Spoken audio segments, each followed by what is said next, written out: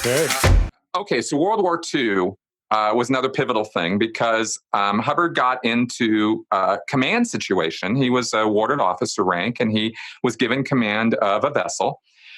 He went out to Australia and screwed around there for a little while, but they basically kicked him out. There's a lot of details to all of this, and I'm not going to get into.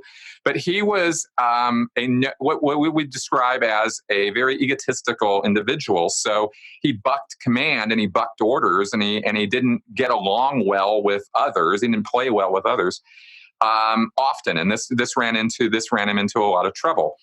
And he would misrepresent all of this later on, of course, but this was the fact of the matter according to all the military records we've dug up.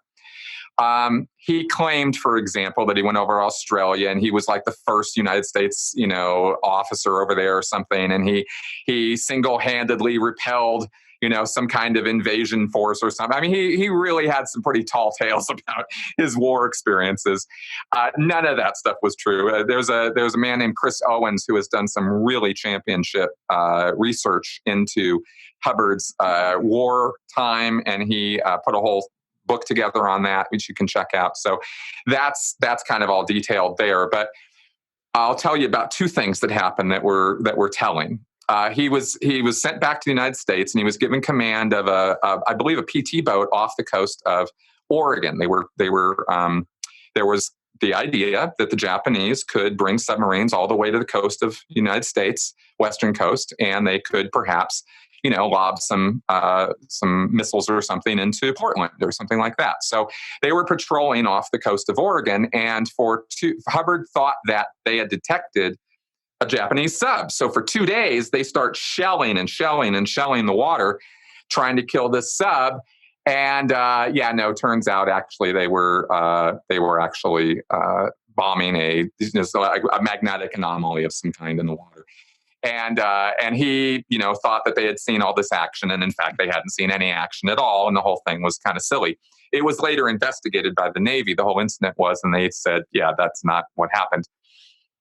Then, because he sort of, was not, he wasn't well regarded after that, but he then sailed down the coast of California, down to Baja California and Mexico, and for whatever reason decided it would be a really good idea to engage in target practice on a piece of property that was owned by Mexico, and started bombing the hell out of that, and that got him relieved of his command.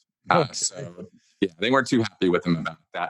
And he later claimed, that this was all combat, war action, and all this kind of thing. But the real fact of the matter is, I don't think he ever saw one day of actual combat in World War II.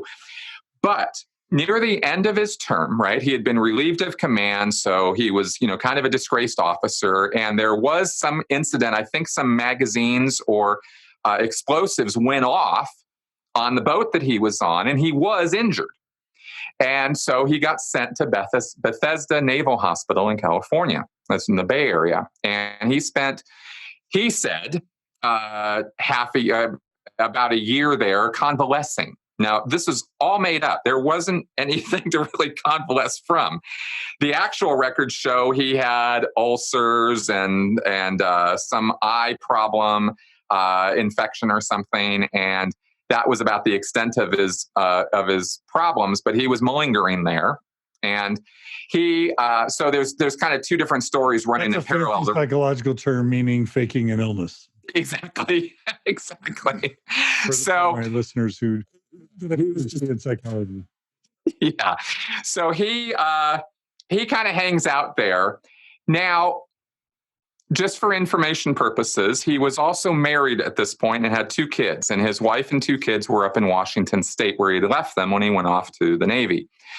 He ends up in California, and he did not go back to his wife and kids, did not maintain communication with them of much. And instead, after he finishes his thing and gets kicked into the reserves, because he's off active duty now, he's out of the active Navy and he's into the reserves.